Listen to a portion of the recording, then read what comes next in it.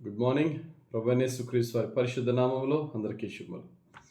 ఈరోజు మనందరి ఆత్మీయ ఆహారంగా అపోస్తుల కార్యములు 24వ అధ్యాయము 16వ వచనాన్ని ధ్యానించుకుందాం. ఈ విధమున నేనును దేవుని ఎడలను మనుషుల ఎడలను ఎల్లప్పుడూ నా మనస్సాక్షి నిర్దోషమైనదిగా ఉండున్నట్లు అభ్యాసము చేసుకొనుచున్నాను. మన మనస్సాక్షిని నిర్దోషంగా ఉండులాగున అభ్యాసము చేయవలసిన బాధ్యత మనది. ఎవరి విషయంలో నిర్దోషముగా? దేవుని ఎడలను మనుషుల ఎడలను. దేవుడు మన పైరూపాన్ని మాత్రమే కాదు, మన హృదయాన్ని కూడా చెక్ చేసే దేవుడు. అలాగే బయట ఉన్న మనుషులు మన హృదయాన్ని చూడలేరు. కానీ ఆ బయట ఉన్న మనుషుల విషయంలో మనం ఎలా ఉంటున్నామో, మన మనసాక్షి ప్రభువు ముందు మనం నిలబడినప్పుడు మన మనసాక్ష్యం మనకి వ్యతిరేకంగా సాక్ష్యం చెప్తుందనే సత్యాన్ని గమనించాలి. దేవుని యొక్క వాక్యము తిమోతికి రాసిన మొదటి పత్రిక 1వ అధ్యాయం 18వ వచనంలో పౌలు మరలా అంటారు, ఆయన ఆత్మీయ కుమారుడిని తిమోతితో, నా కుమారుడు అయిన తిమోతి, నీవు విశ్వాసమును మంచి మనసాక్షి కలిగిన వాడువై నిన్ను గూర్చి ముందుగా చెప్పబడిన ప్రవచనములు చెప్పున ఈ మంచి పోరాటము పోరాడవలెను. వాటిని బట్టి ఈ ఆజ్ఞను నీకు అప్పగించుతున్నాను. మనసాక్షిని మంచిగా మెయింటైన్ చేయడం అనేది ఒక పోరాటం. ఎందుకంటారా?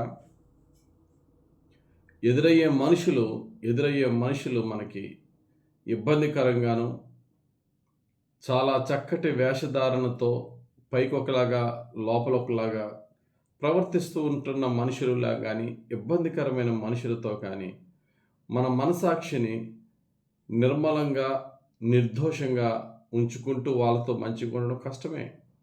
అటువంటి వారి విషయం అంటున్నాడు. 18వ వచనం చదవం. తిమోతికి రాసిన మొదటి పత్రిక 1వ అధ్యాయం 18 చదివేటప్పుడు తర్వాత 19లో మనం చూస్తే, అట్టి మనసాక్షిని కొందరు త్రోసివేసి విశ్వాస విషయమై బద్దలైపోయిన వారి వలె చెడి ఉన్నారు. వారిలో హుమెనయును అలెగ్జాంద్రును ఉన్నారు. వీరు దూషింపకుండా శిక్షింపబడుటకై వీరిని సాతానుకు అప్పగించితిని. నేను ఇక వారిని సాతానుకు అప్పగించాను. సాతానుడు వారిని ఏ విధంగా ట్రీట్ చేస్తాడో, ఏ విధంగా బాధపడతాడో, కనీసం ఆ బాధల్లో అయినా సరే మరలా ప్రభు దగ్గరికి రావాలి, వారి మనసాక్షులు మారాలి అనే ఉద్దేశంతో వాట్ ఎవర్ ద రీజన్, ఏ కారణం వల్ల అయినప్పటికీ కూడా ఇక వారిని పిలిచి వారిని కూర్చోబెట్టి వారితో మాట్లాడి మారండయ్యా బాబు అని చెప్పే ఆలోచన పౌలు గారికి లేదు. ఐ హ్యావ్ లెఫ్ట్ దెమ్ అన్నాడంతే, వదిలేశాను. ప్రియమైన దేవుని సంగమా, మన జీవితంలో చాలా జాగ్రత్తగా ఉండాలి.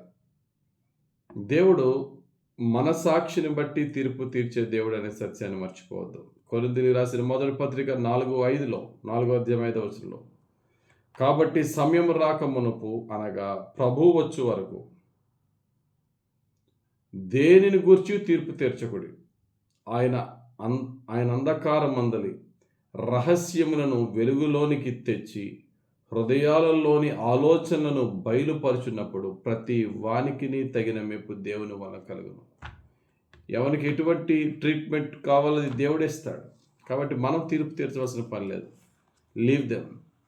ఒకటే మెయింటైన్ చేయి, నీ మనసాక్షిని నిర్మలముగా నిర్దోషంగా ఉంచుకో. శత్రువు అయినప్పటికీ కూడా ప్రేమించు, ఖచ్చితంగా ప్రేమించు. ప్రేమించడం అంటే వెళ్ళి వాళ్ళతో కలిసి ఉండడం అని కాదు. ప్రేమించడం అంటే వారి కొరకు ప్రార్థన చేసి వారికి మేలు జరగాలని మన హృదయంలో, మన మనసులో కోరుకోవాలి. కోపం ఉంది, బాధ ఉంది, వీలంత దూరంగా ఉండు. ప్రేమించడం అంటే దగ్గరికి వెళ్ళిపోవడమే కాదు, దూరంగా ఉండి కూడా ప్రేమించవచ్చు.